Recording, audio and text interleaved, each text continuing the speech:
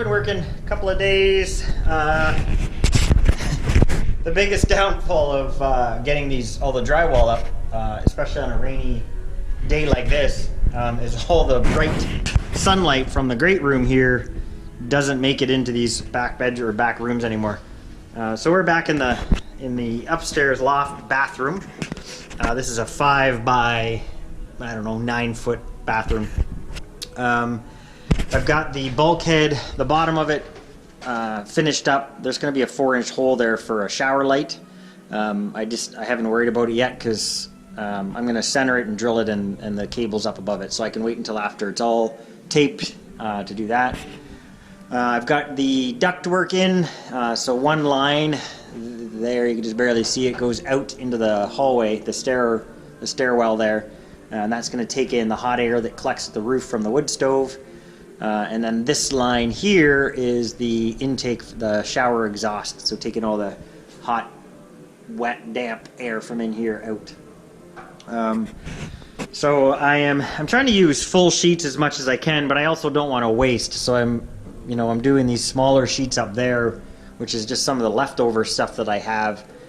A couple of tape lines shouldn't be too hard to do. I mean, it would have been nice just to use one full sheet for that, but I only got so much of this green board stuff. It's about $10 more a sheet. So we're almost done in the loft.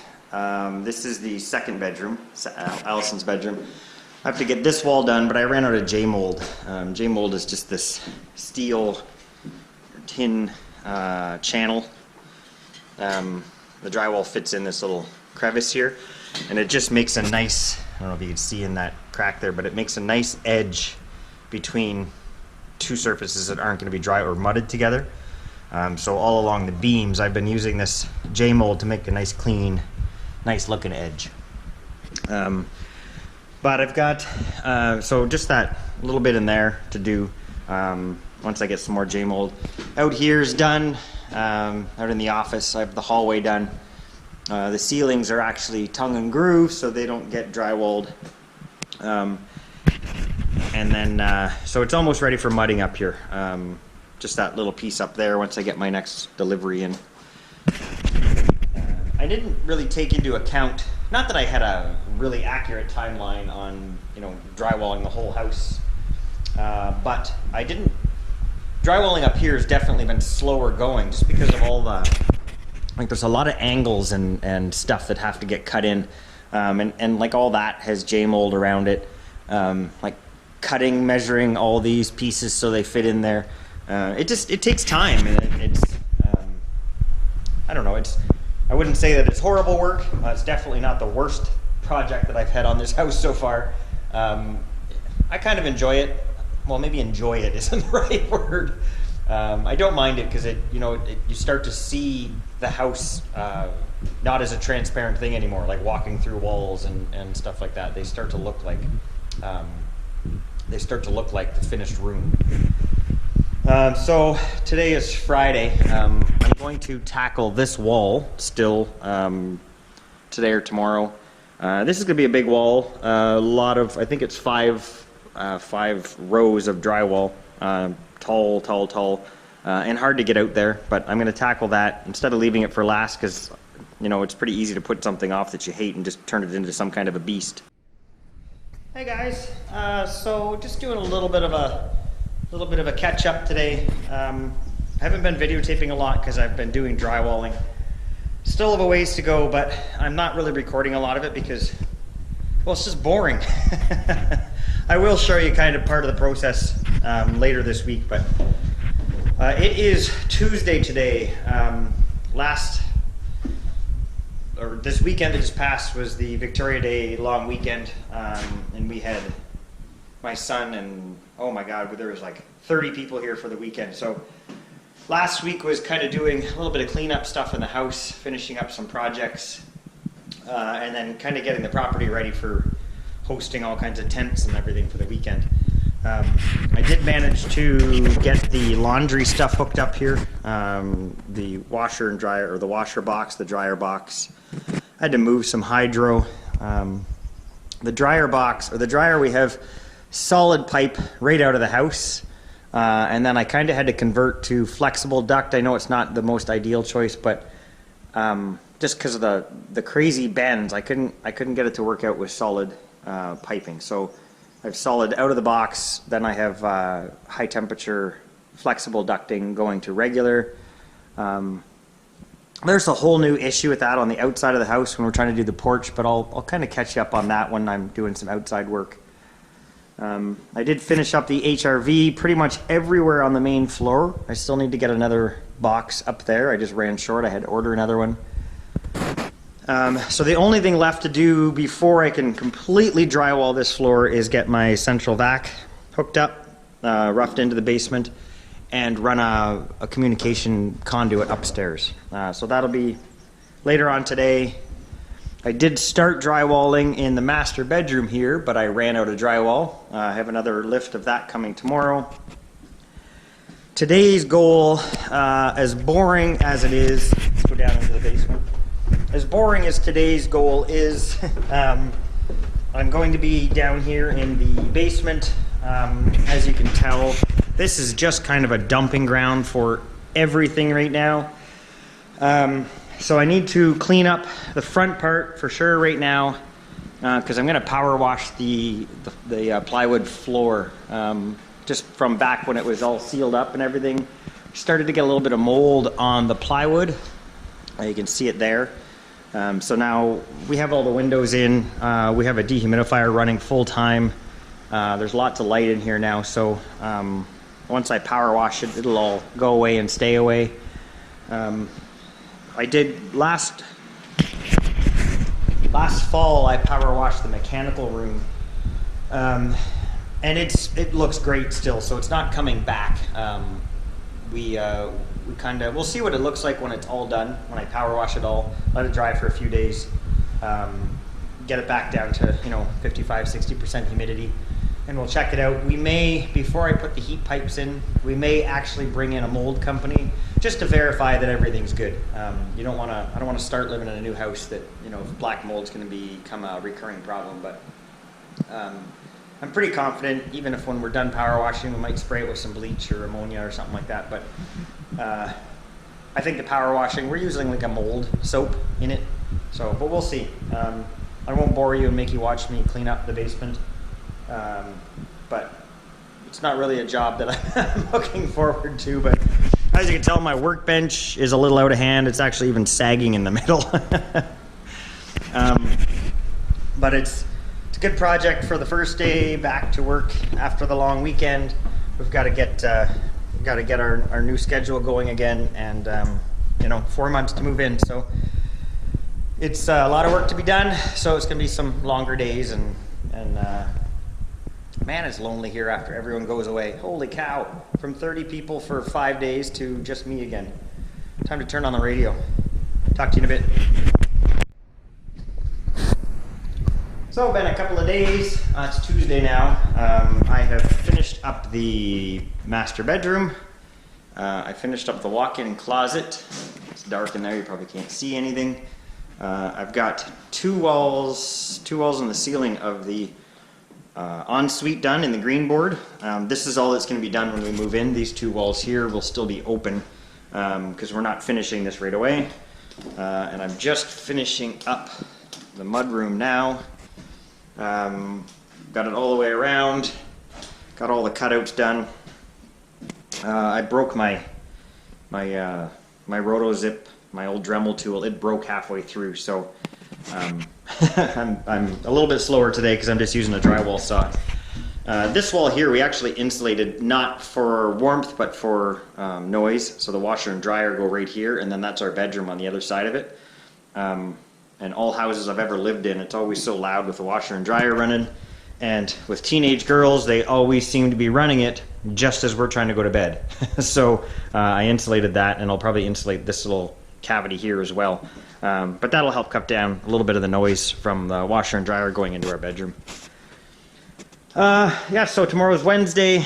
I will be finishing up the powder room tomorrow, the little pantry here, and probably most of the hallway.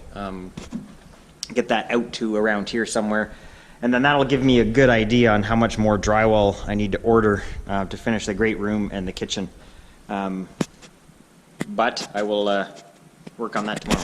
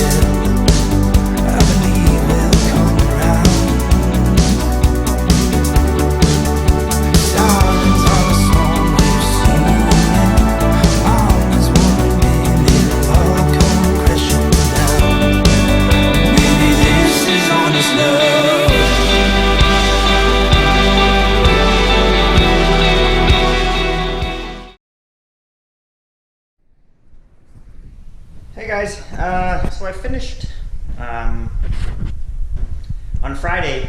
I didn't feel like mudding. I've got one more day of taping to do, but I don't know, something about Fridays, it's nice to finish on a big win. So I ended up, well, let's wander up there. I ended up priming the upstairs bathroom. So I did 3 coats of mud and then I sanded it all. I knew there was going to be a couple of flaws here and there, but they're easier to see when it's primed. And as long as I don't have too much of it, then it's pretty easy to fix up. As long as you get rid of all your high spots, especially.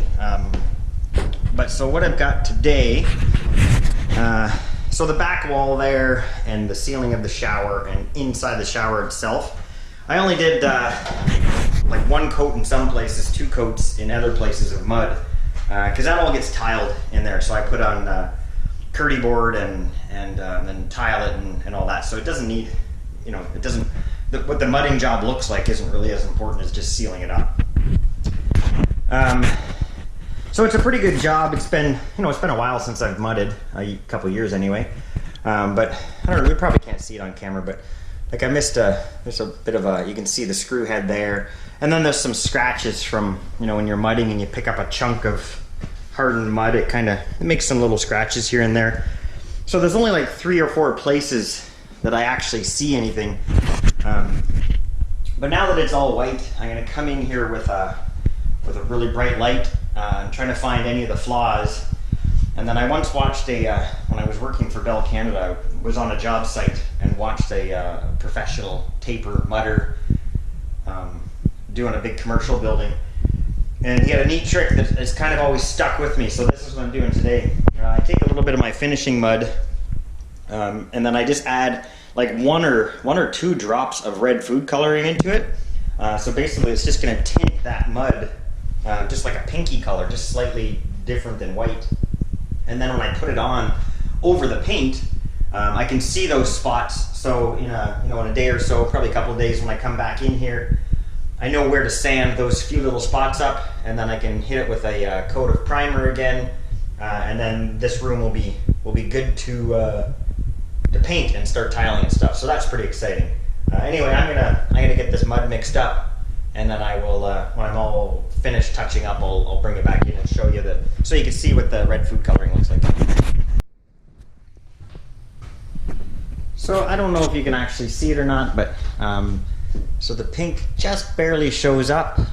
So when you patch in your little screw holes and some marks and things like that, it just shows up enough that you know where to sand. And then just go over it with a quick coat of primer. So there's like just a few little screw holes. This was some paper was raised there, so I just hit it with a hammer and then filled that in right in there. And then just some scrape marks and you know, stuff around receptacle and stuff, or light switch. But it wasn't too bad. It's been, like I say, it's been 3 or 4 years since I actually did any drywalling and stuff. So, you know, not too bad. That's 3 coats and then this little fix-up job. So I kind of thought I was going to have to do 4 coats everywhere, but it's nice to know that I'm kind of, you know, I'll be able to get away with 3 coats everywhere, hopefully, for the most part. I worry a little bit about these stairs. It's just such a giant wall, and any little imperfections you're really going to notice, especially because the bright sun around in the summer, around 4 o'clock or so, the sun just comes beaming through those windows. So this is going to be really well lit up. So any little flaw you'll see. So I wouldn't be surprised if that wall takes 4 coats of mud and me being really picky. But basically, I have one room left to. I have this room left to tape, and then I'm on, second, and so I tape and do first coat of mud all in one pass, and then I have to go around and do 2 more coats of mud, sand it, prime it, and then touch up. So I'm hoping like a week and a half, we should hopefully be to the painting stage. So most of the house has a final coating of mud on it. This is one of the girls' bedrooms. Just needs to be sanded and then primed. I didn't do in these things because those are actual bookcases. Wood bookcases are going in there. So this one here, we actually have it primed. The bathroom is painted, and I did get the vanity set there. It's not installed or faucets or anything. I got to do the surround now. I'm going to be working on that shortly. As we paint, I usually get the receptacles and stuff in. I need to adjust this one a little bit. It's got a little bit of a gap. I think the morettes are holding the switch away from the box completely. Yeah, office, like this is all 3rd coated, ready to be sanded. Out here is all ready to be sanded all the way down. Still do have to tape that corner. That I'm going to final coat it today. I've kind of been doing one whole side. It's a pain because you got to move this scaffolding anytime you want to go back and forth, and to move it over to finish that taping, I got to drop that side off of it. So I left it there. I'm going to finish the whole taping job there, taping, mudding, sanding, and then I'll move it over and finish that one up. That's not going to slow anything down on the rest of the house, so I figured I might as well keep it there and finish before moving on. our lumber came in for that's our covered porch lumber there, some hemlock. I don't know if you can see it, but there's a sample of our floors over there. So all the rustic maple came in. So that'll be going in soon. We're just waiting on the finished ceiling here. It was supposed to be here yesterday, it hasn't shown up yet. So I'm hoping that comes soon. This area here, I'm gonna actually sand it all, sand it and wash the walls, like wash the sanding dust off. And then I can take my platform down and I'll finish sanding all the way around. And then I can prime it all. But then this platform is gonna have to go back on so I can finish the ceiling and painting and things like that. And then at that point I can drop this whole thing permanently, and where it's screwed into the wall over there, then I can patch that, patch it, sand it, all that, and touch it up with paint. And there's really no other way to do it. I couldn't get scaffolding in there. It was just a pain in the butt. But yeah, we're coming along. We've got about a month now before we move in. About a month and a half. So things are really going to start to come together. My brother's doing our cupboards. He's working on those right now. So yeah, I haven't done a lot of videotaping because it's just monotonous mudding, taping over and over and over and over and over again. So, but I'll start bringing it along on some more projects soon. Working on the bathroom, tiling, things like that. But yeah, talk to you in a bit.